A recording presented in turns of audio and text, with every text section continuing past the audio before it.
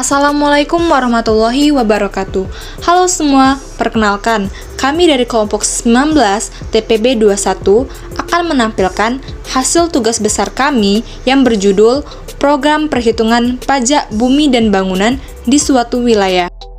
Sebelum itu, izinkan kami memperkenalkan anggota kelompok terlebih dahulu. Pertama, ada Marudut Marpaung, NIM 121230025 dari Program Studi Teknik Geomatika. Yang kedua ada Raden Ayu Suci Indasari, NIM 121230021 dari Program Studi Teknik Geomatika. Dan yang terakhir ada Yoga Maulana, NIM 121230038 dari Program Studi Teknik Geomatika. Pengertian PBB, Pajak Bumi dan Bangunan, merupakan sebuah biaya yang harus disetorkan atas keberadaan tanah dan bangunan yang memberikan keuntungan dan kedudukan sosial ekonomi bagi seseorang ataupun badan. Unsur dalam pajak bumi dan bangunan ada dua. Pertama, menetapkan nilai jual objek pajak NJOP, yaitu besarnya harga atas objek baik bangunan ataupun bumi, atau dapat juga dilakukan pula sebagai harga untuk properti tanah dan bangunan. Yang kedua, menentukan nilai jual kena pajak NJKP, yaitu suatu dasar perhitungan pajak bumi dan bangunan sebagai nilai jual objek yang akan dimasukkan ke dalam perhitungan pajak yang terutang. Dasar hukum pajak bumi dan bangunan, yaitu Undang-Undang Nomor 12 Tahun 1994 tentang perubahan atas Undang-Undang Nomor 12 Tahun 1985. Yang kedua yaitu Undang-Undang Nomor 28 Tahun 2009 tentang pajak dan retribusi daerah. PBB punya rumus yaitu NJOP atau nilai jual objek pajak merupakan penjumlahan dari NJOP bumi ditambah NJOP bangunan. NJOP bumi merupakan luas tanah dikali nilai tanah. NJOP bangunan merupakan luas bangunan dikali nilai bangunan. NJKP atau nilai jual kena pajak merupakan 40% dari NJOP atau 20% dari NJOP untuk perhitungan PBB. PBB yang terhutang merupakan 0,5% dari NJKP. Jumlah PBB yang harus dibayar setiap tahun.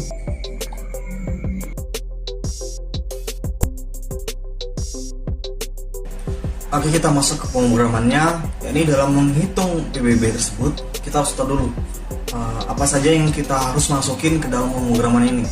Ini yang pertama itu adalah kita fungsinya itu adalah integer dan float. Nah, untuk integer sendiri itu adalah jumlah luas tanah, yaitu 100. Maksudnya 100 di sini ialah array-nya dari 1 sampai 100. Luas bangunan 100 juga dengan array 100. NJOP 100, NJOP TKP-nya itu sekitar 15 juta. Harga jual tanah ini dengan array 100, harga jual bangunan dengan array juga 100. Untuk floatnya sendiri itu NJKP 100 dan PBB terutangnya juga 100. Maksudnya 100 di sini untuk luas tanah tadi seperti yang saya bilang itu dari 1 sampai 100. Yang dimana luas tanah ini dan luas bangunan ini adalah meter persegi. Nah, untuk NJOP-nya sendiri itu nanti ketika kita menginput jumlah di sini, menginput jumlah yang mau kita hitung PBB-nya, seperti itu. Begitu juga dengan harga jual bangunan, harga jual tanah, NJKP dan PBB terutang. Sebelum kita masuk ke algoritmanya, kita harus menanyakan terlebih dahulu berapa PBB yang harus kita hitung dan masukkan luas tanah, begitu juga luas bangunan. Jadi misalnya gini, kita compile and run.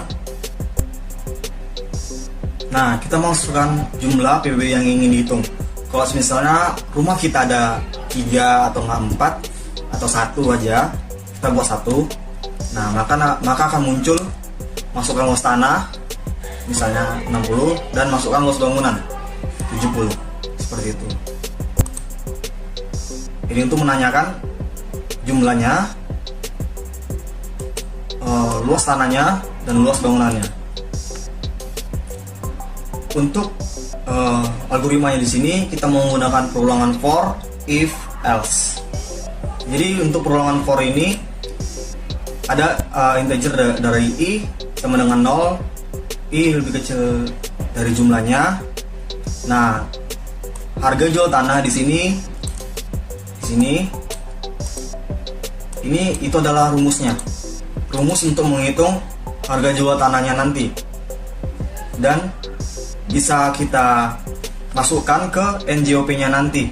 Jadi misalnya kita sudah mendapatkan harga jual tanahnya ini dan harga jual bangunannya ini, kita bisa menghitung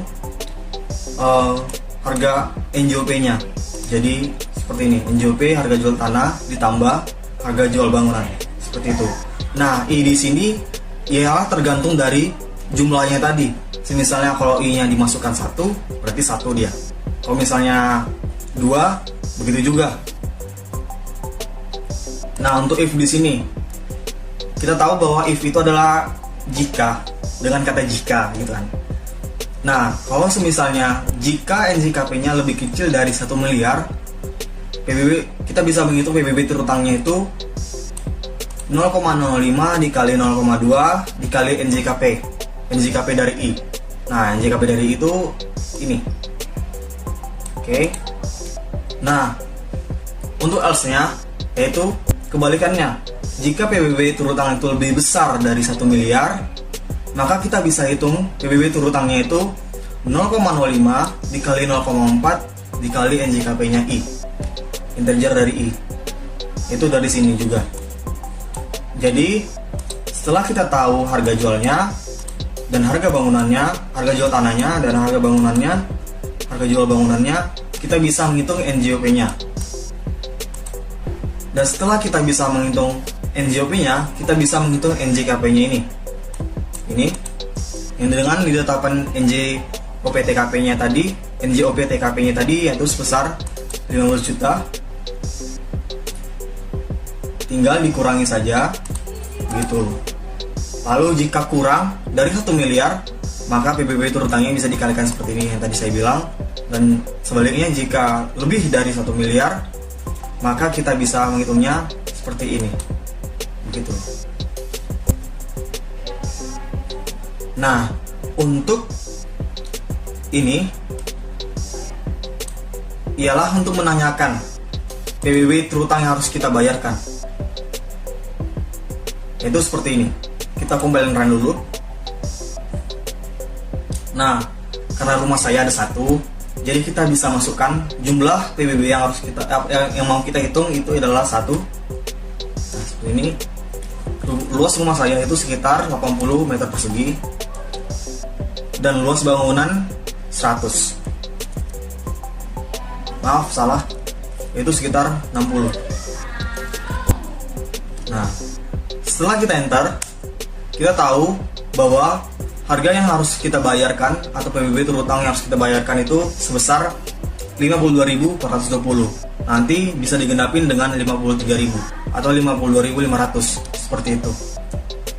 Jadi untuk yang ini, untuk menyatakan kembali PBB berapa PBB, berapa harga PBB atau pajak yang harus kita bayar seperti itu. Nah, untuk PBB ini kenapa di harganya 464.000 dan 505.000? Kami melihatnya dari daerah Surabaya. PBB daerah Surabaya seperti itu. Jadi setiap PBB kota atau daerah manapun itu memiliki pajak atau PBB yang berbeda-beda sesuai dengan tingkat ekonominya di daerah tersebut, seperti itu. Sekian dari pembahasan saya. Apabila saya ada kesalahan kata, mohon dimaafkan. Terima kasih.